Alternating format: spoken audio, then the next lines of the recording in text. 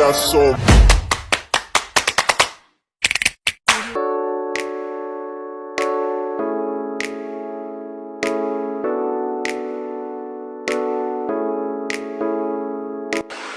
Assalamualaikum warahmatullahi wabarakatuh. Selamat malam. Perkenalkan, nama saya Muhammad Noval Wijaya, Fakultas Ekonomi dan Bisnis, Prodi Manajemen S1. NIM 22 10 10 5054 22. Kelas 04 SMJE 017. Baik, saya akan menjelaskan tentang formulasi strategi bisnis.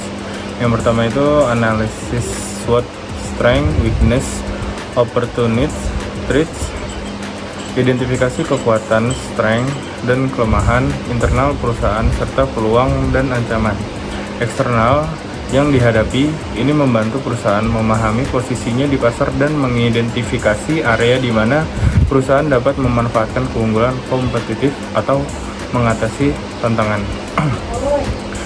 Yang kedua itu ada visi dan misi. Visi merupakan pandangan jangka panjang tentang tujuan utama perusahaan, sementara misi adalah pernyataan yang menggambarkan tujuan utama perusahaan serta pendekatan yang diambil untuk pencapaiannya. Visi dan misi memberikan arah strategis dan tujuan yang jelas bagi perusahaan. Yang ketiga itu ada tujuan bisnis, menetapkan tujuan spesifikasi, terukur, dapat dicapai, relevan dan berbatas waktu, atau yang disebut disingkat SMART, yang ingin dicapai oleh perusahaan. Ini membantu memfokuskan upaya dan mengevaluasi kinerja. Segmen yang keempat ada segmentasi pasar. Memecah pasar menjadi segmen yang lebih kecil dan dapat dikelompokkan berdasarkan karakteristik yang sama seperti demografi, perilaku, atau kebutuhan. Ini memungkinkan perusahaan untuk lebih efektif menargetkan pelanggan potensial yang paling cocok dan produk atau layanan mereka. Yang kelima itu ada penetapan sasaran pasar. Memilih segmen pasar yang akan menjadi fokus utama strategi pemasaran perusahaan. Ini melibatkan pemilihan target pasar yang paling menjanjikan dan sesuai dengan sumber daya dan kompetensi perusahaan. Yang keenam itu ada diferensiasi produk, mengidentifikasi cara unik di mana produk atau layanan perusahaan dapat membedakan diri dari pesaing. Dengan diferensiasi yang kuat, perusahaan dapat menarik pelanggan dengan menawarkan nilai tambah yang tidak dapat ditemukan di tempat lain.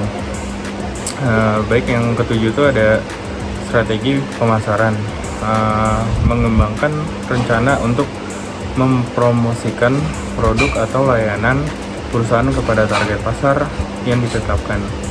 Ini melibatkan pemilihan saluran distribusi yang tepat, penetapan harga yang kompetitif, dan komunikasi yang efektif dengan pelanggan. Baik, yang ke-8 itu ada rencana operasional. Rencana operasional yang menetapkan proses operasional yang diperlukan untuk mencapai tujuan bisnis. Ini melibatkan pengelolaan inventaris, produksi, pengiriman, dan layanan pelanggan dengan efisien. Pengelolaan sumber daya. Nah, itu yang ke-9 adalah pengelolaan sumber daya. Mengelola sumber daya manusia, keuangan, dan fisik perusahaan secara efisien untuk mendukung pelaksanaan strategi bisnis. Ini melibatkan alokasi sumber daya yang optimal dan pengembangan keterampilan dan kapabilitas karyawan. Baik, yang ke-10 evaluasi dan penyesuaian. Melakukan evaluasi rutin terhadap kinerja bisnis untuk menentukan apakah strategi yang diimplementasikan berhasil atau perlu disesuaikan perubahan lingkungan eksternal atau perubahan internal. perusahaan dapat memerlukan penyesuaian strategi agar tetap relevan dan efektif. Baik, sekian penjelasan yang dapat saya sampaikan pada kali ini. Kurang lebih mohon maaf. Wassalamualaikum warahmatullahi wabarakatuh.